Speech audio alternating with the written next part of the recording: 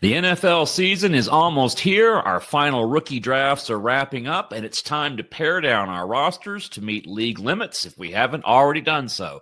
Today, we'll explore the 5 kinds of players on your Dynasty roster and what each means to your roster management throughout the year. Next on Dynasty Compass.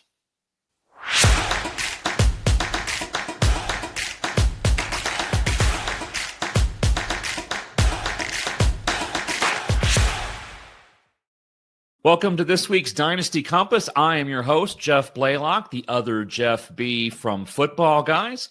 We're going to start this episode, as we always do, by getting our bearings. Now, I am recording this on Tuesday morning, August 26th, so things I report or say right now may be different by the time that you watch or listen to this episode.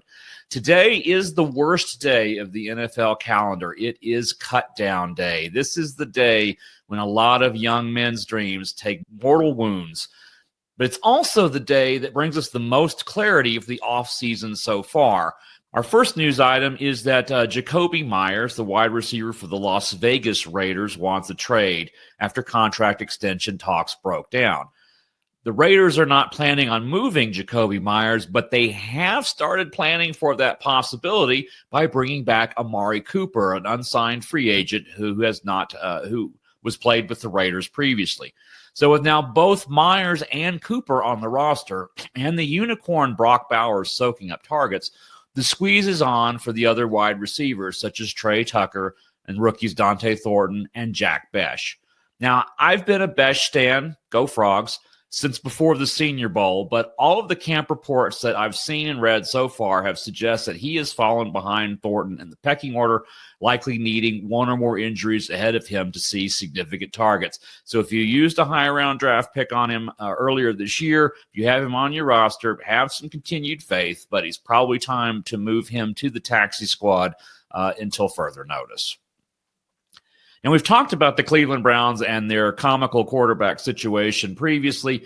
Cleveland is now down to just three quarterbacks on their active roster coming into the season after they traded Kenny Pickett to the Las Vegas Raiders, where he will slot into the backup role in place of Aiden O'Connell, who fractured his wrist in this weekend's games.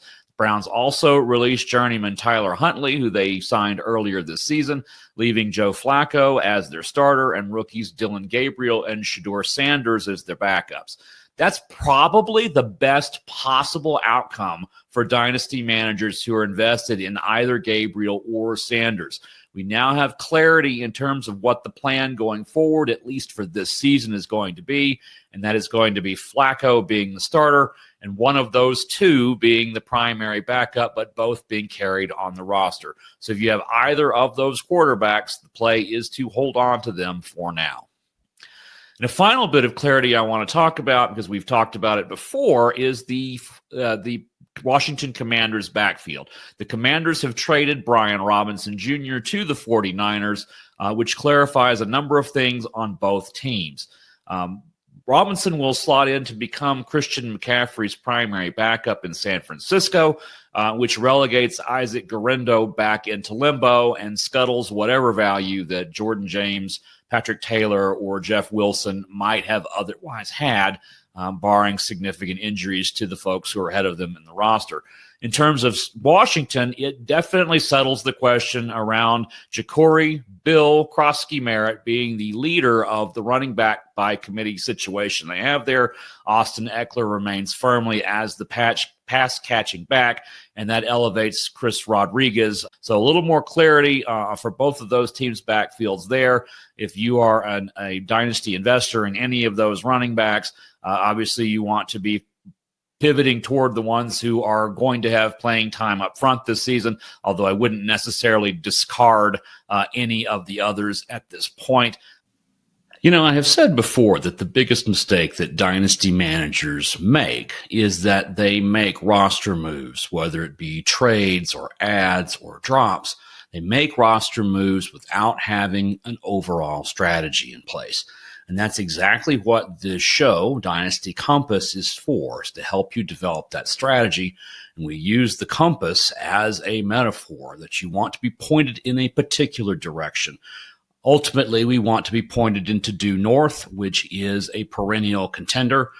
The other options that we have at any moment are to go west, which is to win now, to go south, which is a total rebuild, and to go east, which I kind of like to think of as a chip in a chair. It is an intentional move to try to compete, even though you don't really have the roster to do it. So when you're looking at the roster itself, we need a way of classifying and organizing our players other than just by position, because if we just look at position, we're going to make some mistakes out of positional scarcity concerns that really should not be the driver of why we're making a move or not making a move. So I like to think of there being 5 different kinds of players who are on my dynasty roster, all of which have some impact on their startability. Because ultimately, if a player on my roster can't start for me, they don't need to be on my roster. The first and most important type of player for me is the cornerstone. These are players that you are building your entire franchise around. So these are elite, talented players. They are the very players that are the core identity of your team. They start all the time, and that if you were to move one of them, it would take kind of a mountain of return to get you to move off of those players.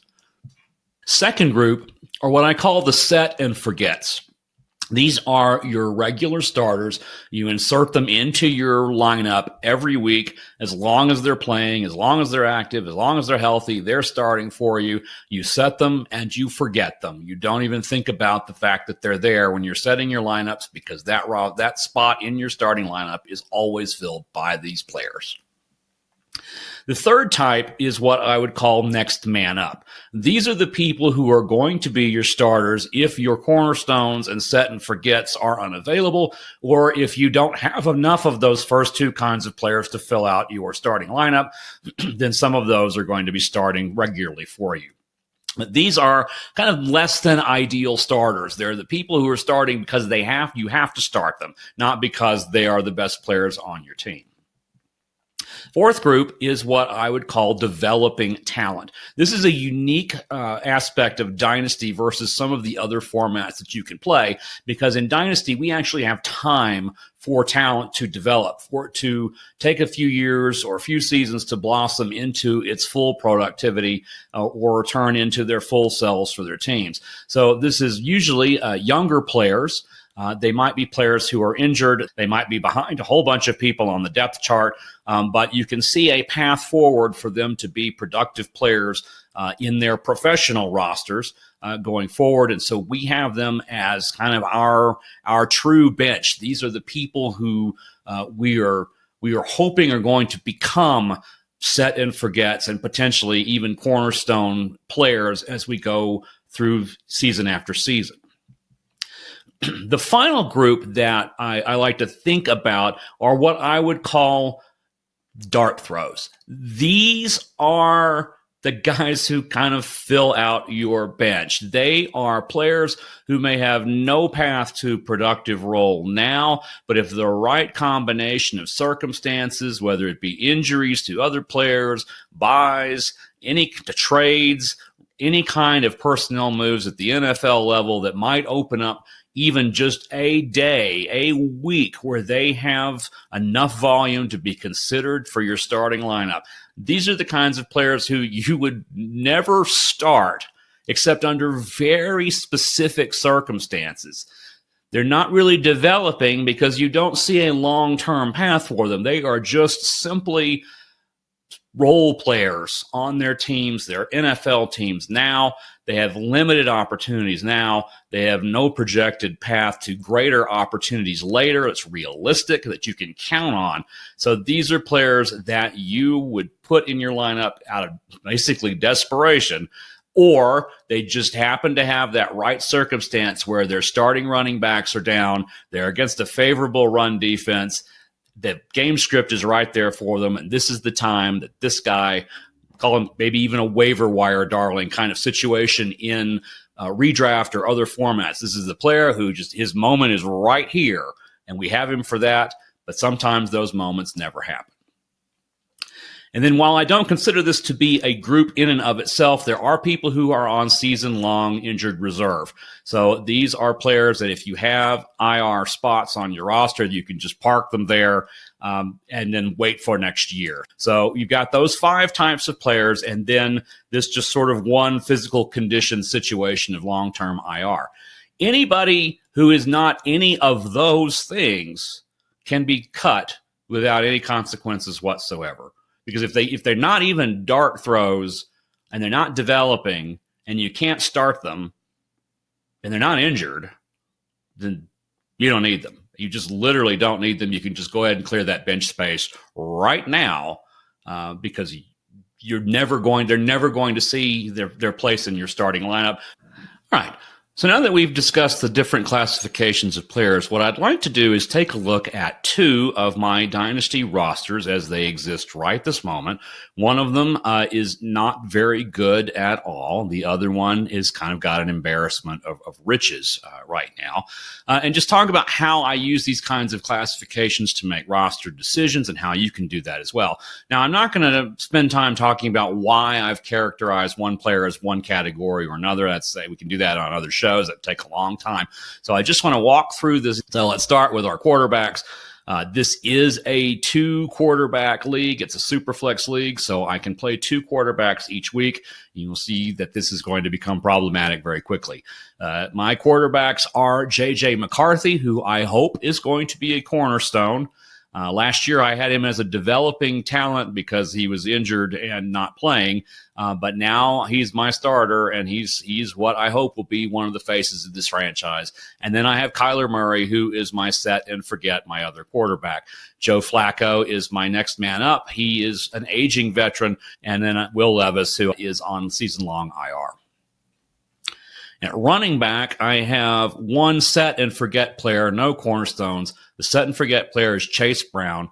I have Tyjae Spears, Trey Benson, and Tyler Algier as next man up. The thing those all 3 have in common is that they are primary backup running backs in their organizations. They do see playing time regularly, but not enough for me to count on them as regular fantasy starters. And then I have 2 dart throws in Sean Tucker and Jaleel McLaughlin.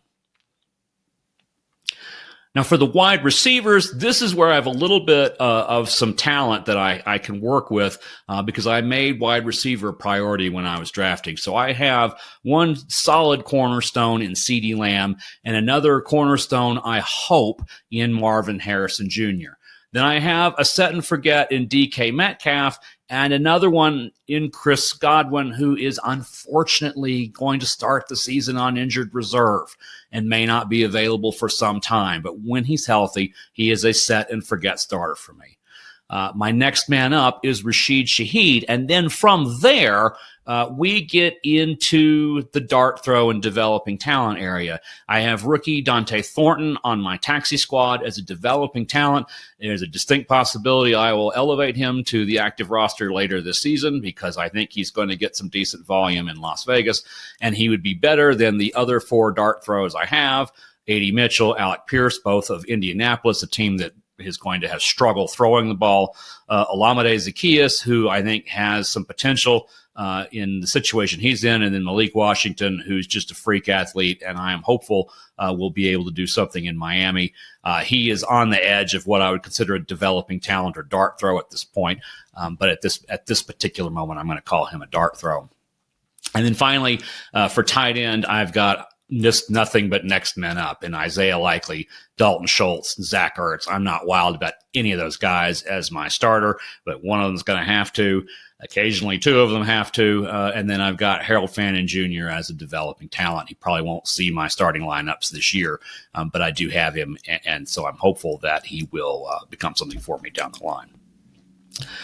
So as I look at this, I've got the starting configuration. I have to start 1 quarterback. I can start 2 running backs, 3 wide receivers, a tight end, and 2 flex. And so when I pencil in my cornerstones and set and forgets, I get McCarthy and Murray as my quarterbacks. I have Brown as one of my 2 running backs. My 3 wide receivers are covered in Lamb, Harrison, and Metcalf. Godwin would be one of my flexes for sure if he's healthy, but he's not. And that leaves 4 starting positions that have to be filled by people in that next man up situation. So that would be Spears, Ertz, Shaheed, and a choice of several unappealing people and until Godwin comes back. So that's the breakdown here in terms of the starting lineup. Now, the reason I want to talk about the organization here is that now that we've got the lineup set, we now know the holes that we have to fill in our starting lineup, so we know which kinds of positions and which kinds of people need to fill those things. First of all, from a positional scarcity standpoint, because I have to start so many people in one position or another. But alternatively, just because of the flex position, I want to start the best person that's available, and a number of them are all kind of equally bleh for that purpose. But that leaves me with the dart throws as the guys who would be the first people that I would cut if I had the opportunity to pick up somebody into that next man up level, or a dart throw with a much higher upside than the guys that I have now. That would be the reason to part with those. But the next move I make to acquire a player or pick up somebody off the waivers or free agency is going to be at the expense of one of my 6 dart throw players. Now, I said a moment ago I was going to look at 2 teams, but I think just for the sake of keeping this episode short, we're going to stick with the one team that we have, because what's really more important is how you get those players into those positions into the first place, into those different classifications. And what it really comes down to is this key question. What does it take for you to start this player? What does it take for you to put this player into your starting lineup? Now, we're assuming that they're active is the first condition, so that need not be addressed. None of us are going to intentionally put players who aren't active into our roster unless we are tanking. Now, with the cornerstones and the set and forgets, there is no other condition. They're just simply in. We don't have to think about those guys as long as they're active, they're in. The next men up, that's going to be someone who will fill in to an open spot. So their idea of how we start them is that a starter is not available, or more specifically, a starting spot is open, and so I need a next man up to fill that. Developing talent typically would need a number of things to happen beyond that, and a number of different conditions would need to be met in order to get a dart throw player into my roster. The biggest reason would just simply be desperation. So when I think about how I would start the players, I've come up with what I call a startability ladder. This is a series of conditions going from the least number of conditions and the most likely I would start somebody all the way down to basically the desperation area, where the condition is essentially I don't have a choice but to start this guy. So number 1 would just simply be, as I said, we assume he's active. These are the auto starters, your cornerstones, your set and forget players. Your second level down is I have an open flex spot, and this is my preferred option among the remaining players. Even though I wouldn't call him a set and forget starter, this is the guy who's going to start basically every week that I've got an open flex spot for them. And the reason I like to use flex spot here is because it doesn't distinguish between running backs, wide receivers, and tight ends. You just simply, it's the guy you would start if you had an open spot there. Obviously, if your only open spot is running back and that's not who that person is, then you go on to the next level, which is I have an open positional spot and he's my best choice there. So it might be I need a running back. This particular next man up is not someone who I would just start in an open flex spot, but I have to have a running back and he's the best choice that I have there. Then beyond that, my next level is that my top backup is also unavailable, which means I need to go even deeper down my bench in order to find someone to fill in my lineup for that week. Now, from there, we start to get into some different other kinds of choices, which is the fifth option I have, which is really more for the dart throws and the developing talents. It's that I'm chasing ceiling, I'm chasing upside, because I know I'm a big underdog and I just need to take some chances. I need I'm willing to risk a guy getting a 0 because there's a great chance that or at least a decent chance that he's going to score a long touchdown. Thinking like an Alec Pierce kind of a player. He basically scores 70-yard touchdowns or he doesn't catch the ball, and that's kind of it. And so these are the kinds of players at this level that I'm thinking about. I just really need some upside. I'm willing to take the possibility that he's not going to score at all. Now we're kind of to what I would call the I have no choice levels. The first one of these is that there was no better option available on the waiver wire. I looked, there wasn't somebody who I thought was better than this guy. The next level of desperation down is that if I start this guy, I don't get a 0. If I choose not to start this guy, I will get a 0 for that spot in the lineup. And then the final level for me is just I'm not trying to win this week. It is throwing in the towel. I am going to start this guy for the simple fact that I'm not looking for a lot of points. I'm actually looking for very few points, but I'm also not looking for 0 points. I am just looking for something that fills out the roster, fills out my lineup so it's valid. I'm going to take my lumps, and I'm going to go on from there.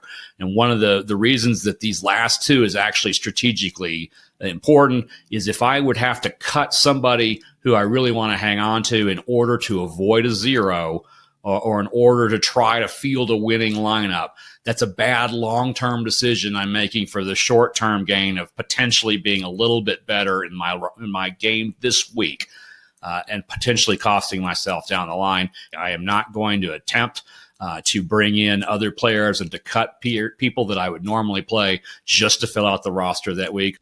Now, beyond that, I think you should establish a pecking order within some of the different classifications, particularly next man up and dart throw.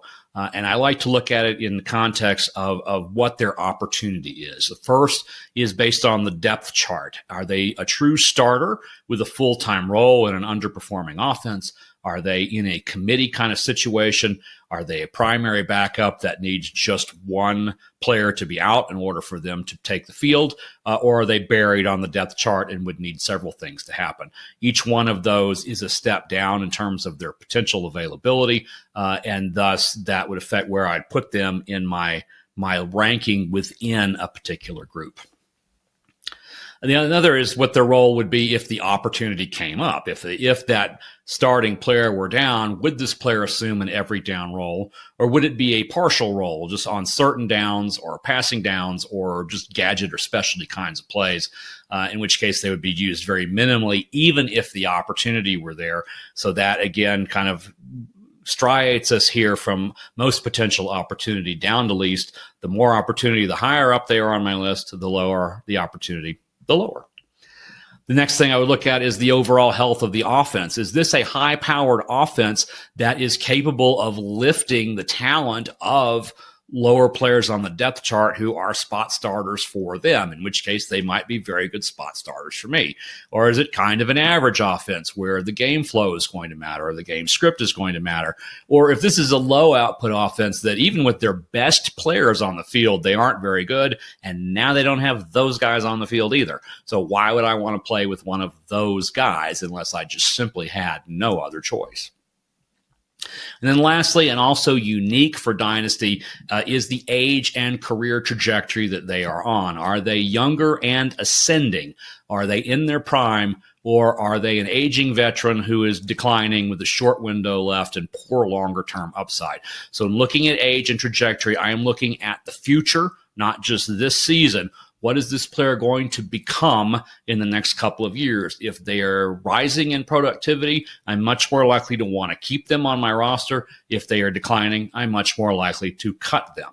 And so by striating the different categories this way, you already know basically when you want to make a decision, if you want to use your waiver fab budget to bring in a player off waivers, you want to get a free agent, you want to make a trade that brings you an extra player, you know already who you're going to cut because you've already made these kinds of decisions in advance. So you don't have to sit there as you're making your waiver claim and agonize over which player am I going to cut, because you've already ranked them essentially in terms of their importance to you based on their startability. is the first question you should always ask when evaluating a player is, what would it take for me to put that player in my starting lineup? The more things that it would take, the farther down they need to be on your ranking of your team and the closer to that cut line that they're going to be. And once you've broken them into the categories, which we've got the cornerstones, the set and forgets, the next man up, the developing talents, and then the dart throws. And if they're not any of those, they're already below the cut line. But once you've got them broken into those 5 groups, particularly those last 2, go ahead and striate them by their priority based on what their potential role would be, even if they got into the game. Even if all of those things that had to happen to get them into your lineup were to happen, what would they do in that situation? Where do I have these players ranked in priority so that when an opportunity comes along, I can see, first of all, is this player better than the people that I've got at the bottom of my list? If so, I bring them in, and then the guy at the bottom of the list comes off. And that's it. It becomes that simple to do. And you would think that that's kind of revolutionary. It's not. It's very, very simple. But so many people don't do this because they don't have the strategy in place in the first place. And so managing without a strategy means that you're going to be making moves for the sake of moves. You're going to make mistakes. You're going to agonize over these kinds of decisions. You don't have to do any of that. Let's do the work now. Let's get the strategy set now. Let's know where we're going now, so that when the season comes along and that moment to strike happens, that waiver claim, that trade, whatever happens, that you have the opportunity to make your team better.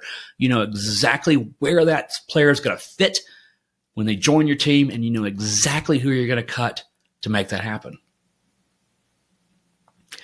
So that's been our episode of Dynasty Compass this week. Next week, we are going to get into a schedule for your activities for the week. If you have limited time, like I do and most of us do, this is a schedule of when you need to be paying attention to what, so you can manage your team. If you're enjoying the show, please subscribe, please like, please write us a great review. Please let me know that you're listening. Please share it online on social media. Let folks know that we're here and that this show exists to help dynasty managers find their course and the direction that they want to take their rosters in. We'll see you next week. Thank you.